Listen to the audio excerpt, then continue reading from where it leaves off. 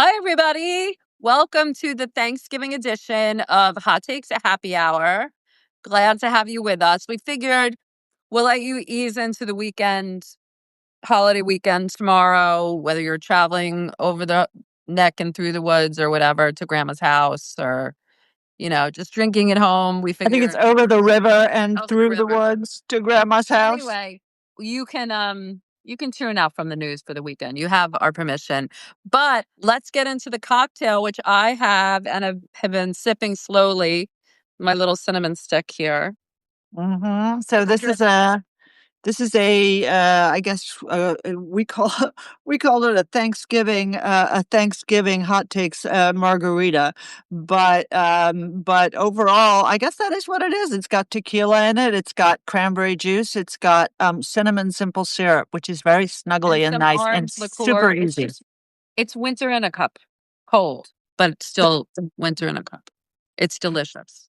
Yeah, and that's so you guys know that I make a lot of things with flavored simple syrup. They try to sell you it at Total Beverage or Total Wine or whatever your local liquor store is. Do not buy that garbage. It's 1 cup of sugar to 1 cup of water, and then whatever flavoring you want to add in. Just remember, this is my only cooking pro tip before Thanksgiving. Just remember, if you put green things in, they have oil in them, so don't leave them in there because they tend to rot. And so just filter it out with a sieve, put it in a bottle, throw it in your fridge, and then you can use it for the rest of the week. And God knows we will all be drinking heavily this week because it's Thanksgiving. I think I must be honest. I think my simple syrup is like, I don't know, old. And I just put it in the microwave and then stuck a stick in it. It's still tasty. Anyway, let's move on. I'm judging you. I'm judging Elise. All right, let's talk. Let's talk all the good news. Syrup in the fridge. You can keep it in the fridge, but you just make it in the microwave. It's super easy. You can make half a cup and half a cup of water, half a cup of sugar. Anyway, anybody who needs recipes for cocktails for Thanksgiving, don't hesitate to message me on whatever this platform is, Substack. And off we go, baby. Ukraine, huh? Let's talk about why you were in. I wrote a piece which was blistering and unmerciful about the deal. You called it blah blah blah. I didn't call your piece blah blah blah. I called the deal blah blah blah. Oh, okay. I was ready to take it, but explain. There was this 28-point deal, which basically couldn't have been better if it was actually handed to Trump in a piece of paper by the Russians itself. Right. This is exactly what Putin has been wanting since 2022. Talk to us about it. Okay, so this 28-point plan leaked out. There's some question as to whether the Ukrainians leaked it out or whether others leaked it out at the end of last week. But one thing was clear. It was a big surprise to a lot of the people in Washington who didn't realize that this was coming. In fact, I will say that one of my colleagues, Fred Kagan, who worked with Kim Kagan at the Institute for the Study of War, works on this very, very granular level detail about the Russia war on Ukraine, said this has been coming. Special Envoy Steve Witkoff, who really is like the star of this show because we talk about him so often. Special Envoy Steve Witkoff met with the head of the Russian Sovereign Wealth Fund repeatedly in Florida recently. This is the product of that. It's not purely a Russian plan. There was some input from others, but it is absolutely a plan that the Russians would like. Now, let me just add a critical point to this. The Russians still wouldn't accept it. Okay. The Russians wouldn't accept even a plan that looked like it had been drafted in Moscow. And I'm sure everybody caught the controversy over the weekend, which to Elise and me being, wait a moment, to Elise and me. Yes, to Elise and me. Sorry, grammar. Was all the more shocking because Secretary of State Marco Rubio got in a little contretemps with a couple of very senior Republican members of Congress, Senator Rounds, Senator and Senator Wicker, who's chairman of Armed Services, about the fact that he had back-briefed them on this plan and said it was written in Russia. He then denied having said that. Now, it was obvious to all of us that he just did not remind them that this was a confidential conversation. And so when they came out publicly and said that he had said that, he had to deny it. It's never a good weekend when you are the Secretary of State and you are a former senator and you are accusing members of your own party of lying. Let me just sort of note that in all of this at the time. Now, the 28 points are basically gone. I'll add.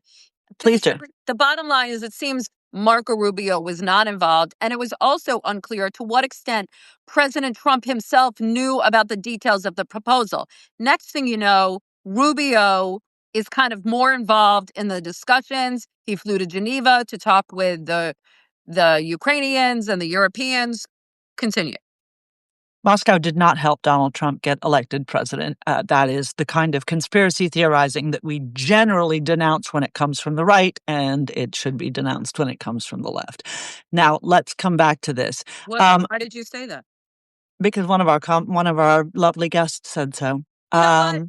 He won the election, unfortunately, fair Fair and and square. square. But And I don't think it was unfortunate, but no one ever said that the Russians didn't try. However, they try in every election. they try in every election. They try in The every Chinese try in every I election. don't think there was ever any evidence that he actually was effective. He did try, but that was the whole thing.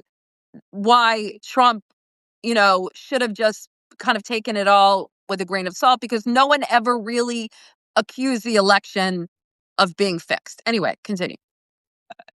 I don't agree with you about that, but I don't think it's worth getting into here. We can fight about that over Thanksgiving, but with a lot more tequila.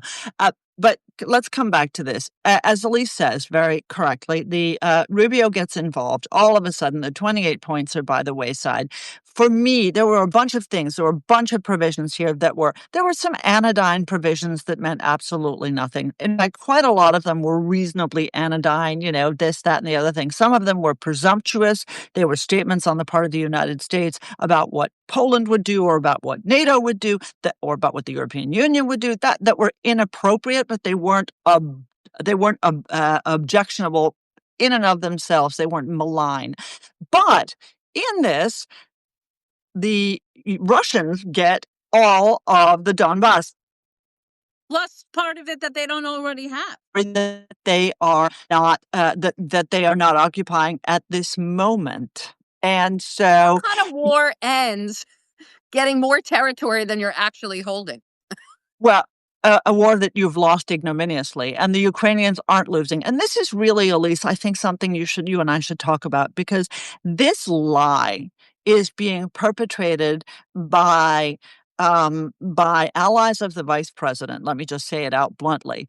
Allies of the vice president in the Department of Defense. The Secretary of the Army was a Yale school friend of J.D. Vance. And he is the one who delivered this 28-point plan. He also apparently told the Ukrainians without any authorization that we would cut off weapons and cut off intelligence sharing unless they accepted it, lock, stock, and barrel. By Thanksgiving. This was not an authorized threat. Nobody in Washington, including the President of the United States, was aware of this. And so these are really bad things that happen. Yes, it's absolutely been walked back. The meetings in Geneva were very important. The Ukrainians have apparently changed much of the agreement. They have accepted. Reportedly, we see all over the press that they've accepted. We don't know what the details are yet. And of course, the self-same Secretary of the Army is in the United Arab Emirates as we speak, meeting with the Ruskies to hear their perspective. And we have a good sense that the Russians are going to say no bloody way to this, and then everything will go on as normal. So, a lot of Sturm und Drang without a lot of result. What does President Trump do if the Russians say no? Does he try to sweeten the pot for the Russians, or does he go back to his Russia's playing us, they're not serious stance? It really is whiplash. It's like one day he's pro-Ukraine, one day Ukraine can take it all, one day Ukraine has to give it up. They don't have the cards. It's whiplash. And then I think you made a point about the vice president, which I'll hit a little harder. The various factions in the country, the kind of traditional MAGA, whatever you want to call it, isolationist, not wanting to Vance does not want the U.S. I understand what you're saying about your poll and that the MAGA is more internationalist than you might think, but there are forces in the government that don't want to be involved in Ukraine, and Vance is one of them. Right. And so I think what we need to sort of underscore here, Elise, which is important, is that the Vance interpretation, the Vance Hegseth Bridge Colby kind of group Let's inside. shorthand it by calling it the Handmaid's Tale crew. I'm not going to say that any more than I would have said the moral equivalent for the Biden administration. But You can if you want. I won't, though. I won't. But let me put it this way. I think that their interpretation of what MAGA and America First means is very different than what Donald Trump thinks it And what the rank means. and file of the base does. Yeah. And this is going to be an important fight because let me just say, when the vice president is conducting his own foreign policy based on an interpretation of how things should be in the White House under the nose of the president without the president being fully aware of this, that's naughty, naughty. I wrote about this morning. We'll put it in the show notes, but it's naughty, naughty, and it's not the first time that it's happened. Anyway, we will learn more in the coming weeks. But what you heard, it's going to be even more interesting because traditionally presidents in the kind of denouement of their second term really lean into foreign policy. He's got 3 more years and 2 months. Not really a denouement, but you're right. But in the second term, and as we approach the midterms and after, and President Trump thinks he already solved 8 wars, and he really wants that Nobel Peace Prize, and I think he likes it. He likes it. He likes trying to the diplomatic efforts, and I don't know how long he stays with any one of them, but right now he's enjoying the diplomacy of it all, and so I think he's going to be doing more of it as the term goes on, and that split with Vance will start to, I think, widen. It will be very interesting, and it's been very interesting to watch the whole thing. Now, just one last postscript for everybody. One last postscript for everybody, and okay, I'll lay out what the U.S. wants. The postscript for everybody is what Elise and I were talking about as we came on camera, which is that Bloomberg got the transcript of a conversation between Steve Witkoff. Everybody take a sip. Yeah. You're gonna need it. The transcript of a conversation between Steve Witkoff and Yuri Ushakov, who is Vladimir Putin's most senior foreign policy advisor. And all I can do is commend this to all of you. If this man worked for, if this man, we will put it in, but if this man worked for me, what does it consist of? Let me read you just one little paragraph. Steve Witkoff has recommended to Ushakov that Putin call Trump. Steve says, I would make the call and just reiterate that you congratulate the president on this achievement, that you supported it, you respect that he is a man of peace, and you're just really glad to have seen it happen. So I would say that it's going to be a really good call, because let me tell you what I told the president. I told the president that you, the Russian Federation, has always wanted a peace deal. That's my belief. I told the president I believe that. And I believe the issue is that we have 2 nations that are having a hard time coming to a compromise, and when we do, we're going to have a peace deal. And week? Or is this it does not make clear. It does not make clear when it says that Zelensky is coming to the White House on Friday, which I think was from last week or the week before. Just to put a fine point on it, Steve Witkoff and Putin's top foreign policy advisor are gaming this out so that after they meet with Zelensky, Putin can then sell Trump on whatever it is that Witkoff and the Russians are cooking up. What I want to read you one more sentence from this conversation. Steve Witkoff says, "Now, me to you, I know what it's going to take to get a peace deal done. Donetsk and maybe a land swap somewhere." Okay, so even though Russia does not occupy all of Donetsk, And more importantly, Donetsk is a critical barrier to Russia taking other oblasts, critical areas of Ukraine, which is their full ambition, even though then Witkoff is basically suggesting that this is okay. Again, this is very, as my kids like to say, problematic. One last answer, and then we really have to move on. What should America want here? Look, America doesn't have a dog in the Ukraine fight in the sense that we have a particular desired outcome for Ukraine. What we have an interest in is the Westphalian system. What we have an interest in is the sovereignty of nations. Since the end of World War II, we have looked askance at countries that try to take bites out of the recognized sovereign territory of other countries. And what we want to see is we want to see the Russians pushed back. We want to see the Russians intimidated to a point that they do not adventure further, because we have Article 5, crucial obligations, treaty obligations to the countries in NATO. We do not want them to think that they can cross the Polish border, that they can cross other borders. We do not want them to start other conflicts. We also don't want to send a message to the Chinese about Taiwan or the Iranians or any, rogue state that, the United States, if we play Trump the right way and we give him what we want, what he wants, or we flatter him or we pay fealty to him, that we can essentially do whatever we want and we can invade and conquer territory of another country. Naughty, naughty. Let's move on, because I want to talk. We talked about this a little bit last time because we were together only 5 days ago, but it's since gotten even more ridiculous, which is the blowback from this 6 members of Congress making this extraordinarily ill-considered, extraordinarily inappropriate video and in which they unnecessary and foolish video.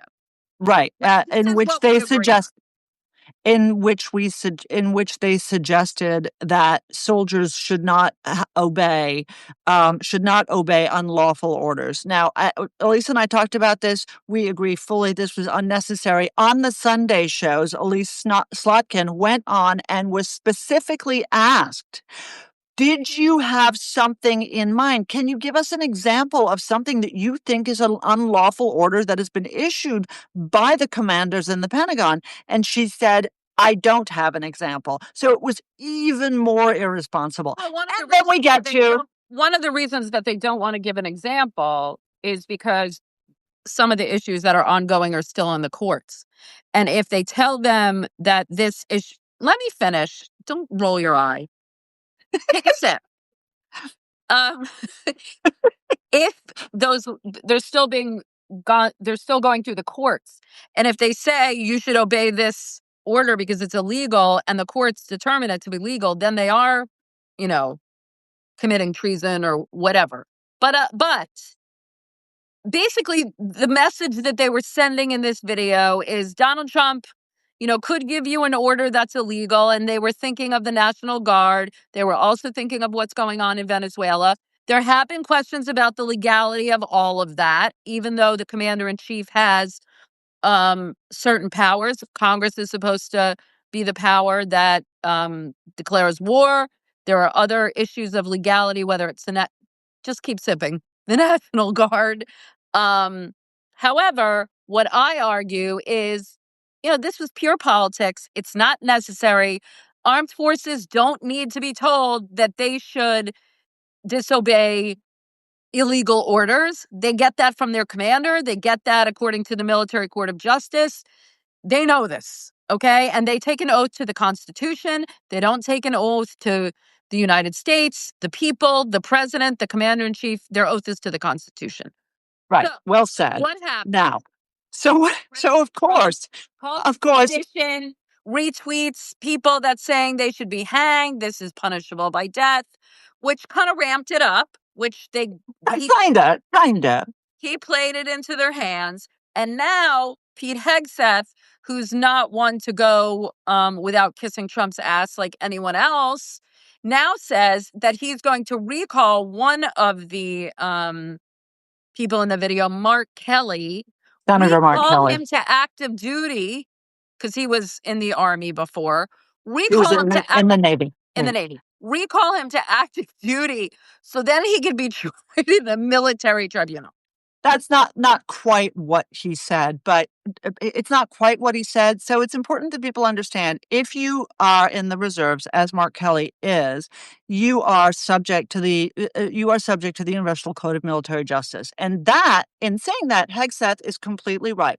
Where Hegseth goes completely wrong, is in the wisdom of saying this, but also in the fact that the Senate is covered by the Senate and the House are covered by the speech and debate clause.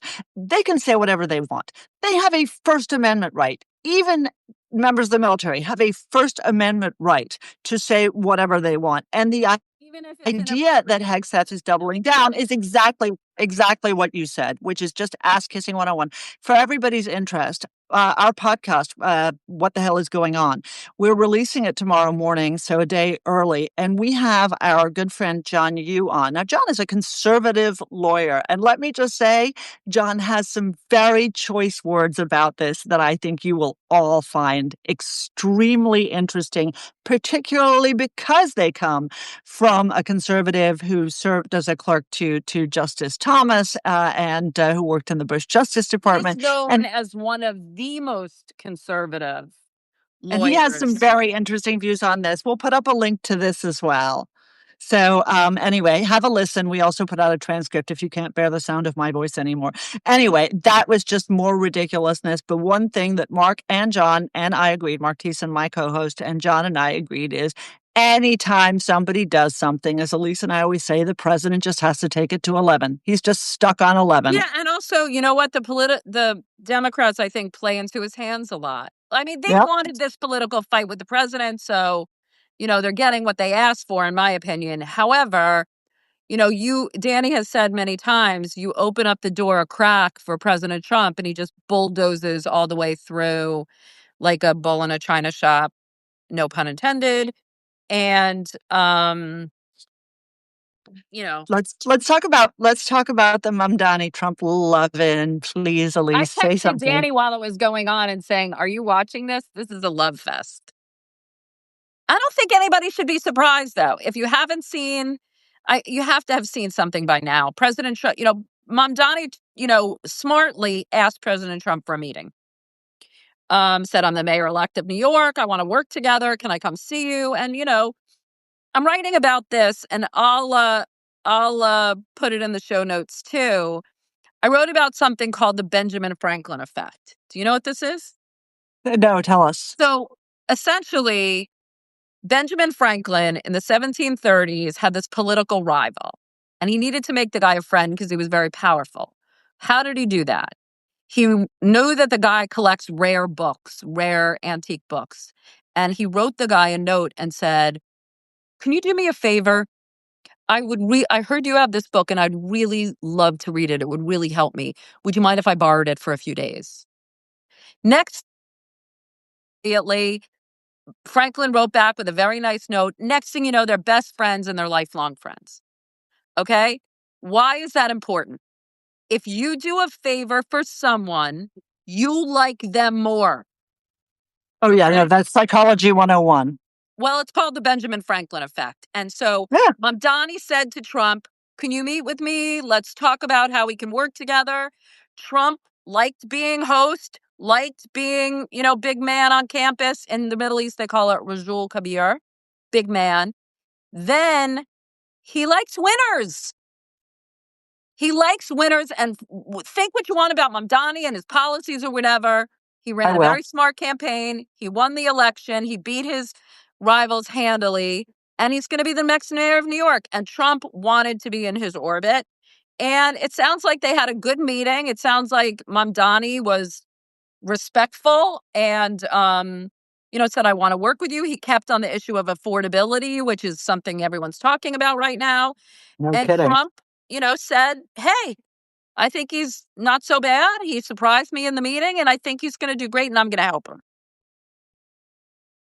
One of the things I said to you when we previewed this meeting on Thursday, when we talked about it, was that Donald Trump is a lot like a lot of people in politics.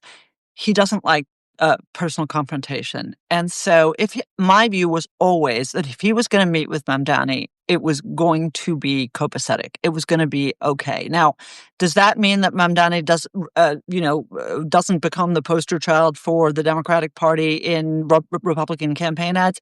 Absolutely not. I think there's no question. Well, he really Does that screwed over Elise Stefanik, who's now running for governor in New York, largely on a anti-Mamdani campaign. After that wasn't taking the her out first of time the he screwed UN, over Elise? after taking her out of the United Nations, after taking away her nomination for UN ambassador because he wanted to hold the seat, now decides to run for governor, and he's like, it just goes to show you that loyalty to Trump means absolutely nothing to the guy. He is a wheeler dealer, and it's the game. I mean, this is what you were talking about, just to go back to the beginning. In foreign policy, one of the reasons that people go into foreign policy is because it's way more glamorous than talking about welfare or talking about the affordability of eggs. You're talking about peace in our time, Nobel Prizes, and we see this at every level in Washington. It's not just Donald Trump. It wasn't just Joe Biden, well, when he was still sort of awake, but it's also in lobbying firms. You see the boss who's suddenly all of a sudden much more interested in the foreign clients than he used to be. You see this everywhere, and it doesn't surprise me. But coming back to Mamdani, I still think that does I still does blah, blah, blah. I still think that the gloves will be off because he's such a perfect poster child, but it was smart of him, and let's give him credit for being shrewd. He is a dangerous man. Well, let's see if the realities of governing force him to work with President Trump. I mean, you know, Hopefully. it wasn't like in the meeting. And again, Danny's right. President Trump doesn't like confrontation. So he wasn't going through some of the things that are very controversial in New York. Um, let's see once he tries to roll out those policies, what the tune is. Let's end on our favorite Marjorie Taylor Greene. Marjorie Taylor Greene. We have said in recent weeks that she has held this kind of principled stance Oh, with, please. shut up, with, Please. take a sip, with the Epstein files and standing by her, whatever. Look, this is someone who's basically saying to President Trump, you said you're going to do A, B, C, and D. Why are you not doing that? And that's it. I don't think it's about Epstein. I don't think it's about healthcare. I don't think it's about government. I think it's about she's tapped into something with this base that they naively believed him when he said he was going to do A, B, C, and D. He's going to lower the cost of living. He's going to release the Epstein files. He's going to do all this, and he's not doing it. And she is speaking for, I think, a lot of Americans who voted for him that have buyer's remorse, who are saying, yeah, you promised us this. Why are you not doing it? And when she resigned, I encourage you, like her or hate her, her little speech, which portends that she still has political ambitions, by the way, basically says, Washington is bullshit. My late boss used to say, in his lovely North Carolina accent, even a blind hog finds an acorn once in a while. And she is the blind hog. Cat, by the way, just thank you. I can never ignore a compliment. These are made by Caddis, Caddis. It's a great company. I really like them. I have like 8 pairs. Anyway, back to this. And I want to add one PS that I forgot to mention to you. Marjorie Taylor Greene is an execrable human being who has no principles. We're not talking Has about no principles and no nothing. And she can be right occasionally, but believe me, it's only by even a act. broken clock is right twice a day. She's not even right twice a day. And she's a horrible bigot and an anti-Semite and a crank and just no loss to Washington. Talked about Jewish space lasers. What was She's the Jewish space laser woman. Yeah, she's a nut job. What did the Jewish space lasers do? I don't think she said they controlled the weather. They did something else. There was someone else who thought they controlled the weather. All I can say is it's freezing outside. We are Jewish. If we could control the weather, it would be like freaking Miami. I want to surprise you with something. Not a surprise, but did you see the report just out that the president is thinking of firing Kash Patel, the head of the FBI? Alhamdulillah. So interestingly, the report comes out. The report comes out. There is no denial from the White House. Kash Patel has screwed up a bunch of stuff. Plus, he's been using the FBI jet to go to rock concerts. Plus, he used a SWAT team to protect his girlfriend, who's a conservative singer. And I guess that there are people who are sick and tired of it. I don't know, and I don't know Kash Patel, but I know a lot of people don't like him and don't think, more importantly, don't think he's been doing a good job. A lot of people don't like a lot of people in this administration who are actually doing fine. John Ratcliffe is doing a great job at the CIA, for example. But there it is. Maybe Kash Patel will be gone. There is a lot of gossip that after Thanksgiving, there's going to be a big, what they would call in England, a reshuffle, a cabinet reshuffle. There's another rumor that Kristi Noem, who's also who basically purchased two jumbo jets for her flying around, for executive use. She also commandeered the house of the vice commandant of the Marines, or the Coast Guard rather, for her trysts with her lover, Court Lewandowski, which this is not slander. Everyone knows it's true. It's like the elephant in the room. Or I don't know. I don't know anything about it, but Kristi Noem had me at she shot her dog. So, right. She shot her dog because it was. I mean, who shoots their dog? Exactly. So as far as I'm concerned, she should go first, just for that. All right. Here's a Thanksgiving poll. In a cabinet reshuffle, give us your top 3 that you'd like to see go in order, and we will post the results after Thanksgiving before the next happy hour. There you go. We'll never figure out how to do a poll technically, but anyway. I'll do the work. Everybody just write us in the comments. We're going to send out show notes. You write it in however you can DM us. I will do the math. Even though math is not my strong suit, I can count, and we will produce the results. I might even send out like a little, poll. There you go. All right. I will answer it when you send it out. Everybody, God, my hair looks horrible. I apologize. Thanks, everyone. We're very grateful. Have a very happy Thanksgiving. Hot Takes community. And hope you have a lovely holiday. And enjoy it with your family. Even though it's crazy times, we still have a lot to be thankful for as Americans, and for the friends and family that we have in our lives. That is 100% true, and I'm thankful for you and thankful for all of you too. Thank you. Have a happy, very happy holiday. Take good care on the roads. Don't argue. Very nice for the season. Don't argue with your relatives. Bye, everybody. Bye-bye.